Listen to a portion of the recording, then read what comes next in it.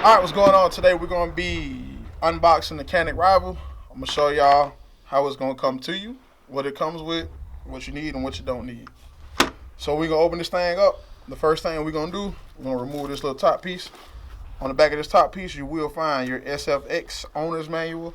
I do highly suggest that everybody take a look, read this over, know and understand your firearm, how to break it down, and how to take it apart.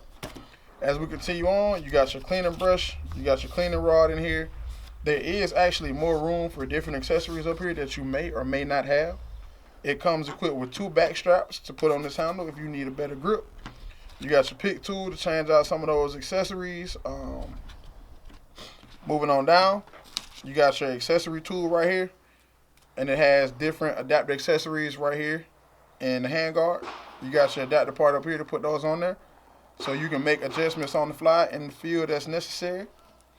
As we move on down, we got this little fancy trigger lock. Don't worry about it, you don't need that shit. Moving on, you got the mag well, nice gold plated mag well with Canik on the side. Like gold, got to love that gold. Moving over here, you have 4 different interchangeable base plates for your RMRs and your optics, red dot, green dot for you people who can't shoot. You have a couple different base plates for the magazines. You got 2 of those. You actually have room for an additional magazine, actually a magazine with a base plate on it, so you can have an extended magazine in here. It does come equipped with 2 18-round magazines and also an assistant loading device for you people who can't load or got weak hands. No problem, they got you covered. Canik had you in mind when they designed it. Moving on to the actual gun itself, we got a nice gray holster. This holster is a belt loop holster, but you can also take the belt loop device off and attach this to a drop leg holster. For those of you high-speed tactical guys who want to be out high speed and shit, you got you covered. And here we have the Canik SFX Rival. This firearm is free and clear for those who oppose. And we're going to get into it.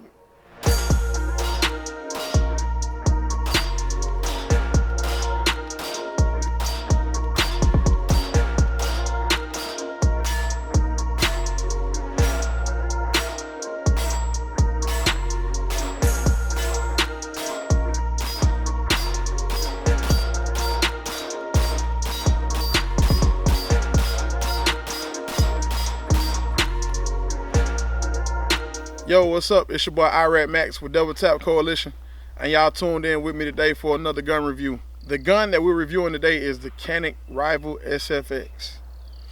So today we came out, we done put a couple 100 rounds through it, somewhere in the neighborhood 300 to 500 rounds we put through it today. Overall, this is a fantastic gun. If you know me by now, then you already know that I actually carry a Canik TP9 Elite Cell Compact for my everyday carry. It's one of 2. So I'm a big fan of Canik, if you don't already know. However, I had to get my hands on this new Rival. I purchased it myself. I'm not endorsed. I'm not sponsored. I bought it. I shot it. I like it. And I'm going to tell you all about it. Out the box, as y'all seen earlier, it comes with some pretty dope accessories, some neat things that you had to accompany the gun, along with both of the 18-round magazines, which I think are phenomenal. It's more than enough for those people who shoot competition. You will find some of these features to be pretty dope. As far as the extended mag release, the trigger, it got a nice trigger, man. I'm a big fan of Canik and the triggers. I really feel like Canik is undervalued in terms of the monetary value. And while we on that, I'm gonna go ahead and tell you the price point on this is roughly about $650. And I think $650 out the box with everything it come with is outstanding. Man, this gun is phenomenal.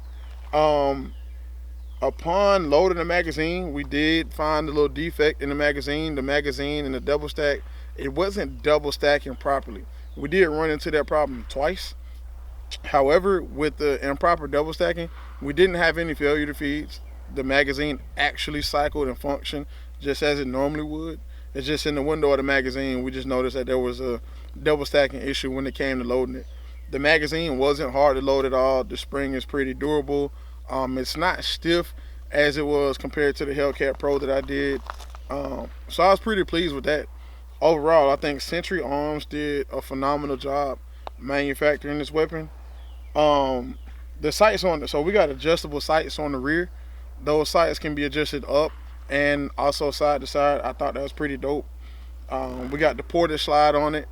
I think that actually helped keep it cool, and it helped a little bit with the recoil mitigation, keeping the gun from rising up and down, and allowing for a more easier and fluent follow-up shots on it. I mean, as you see, the grouping was pretty nice. It was pretty nice grouping on a paper target as well as a steel target, and remaining on target the entire time. That trigger pull and that trigger reset, man, like, you can't beat it. That trigger reset is everything. I mean, it's there. It's there. As soon as you reset, the next follow-up shot is coming down the pipe before you even know it. So being able to stay on target and manipulate that trigger over and over and over, and it was definitely good to have that.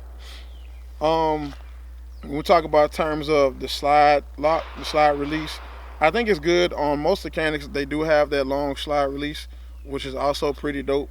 For people with bigger hands, people with smaller hands, you might struggle with this a little bit, and that's okay. But I feel like overall it was pretty nice.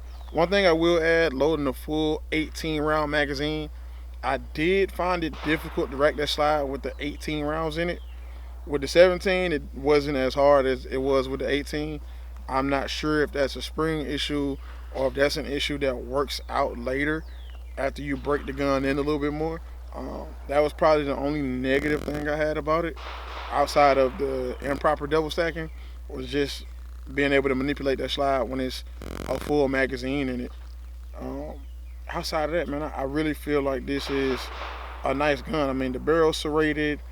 It got all these features on it for those people who shoot competition. I remind y'all people, this gun is for those people who primarily shoot competition.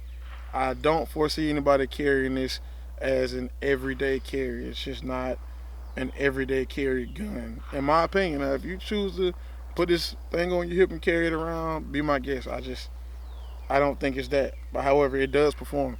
It performs to standard, above standard, and beyond. So if you definitely think about getting one, man, go get it. For the price point, you can't beat it. I'm not gonna say it's better than the Glock. I know there's some Glock haters out there, whatever, but I do choose Canik over Glock. So whatever that means to you and yours, I appreciate y'all for tuning in. Like, subscribe, all that good shit, and I look forward to seeing y'all on the next one.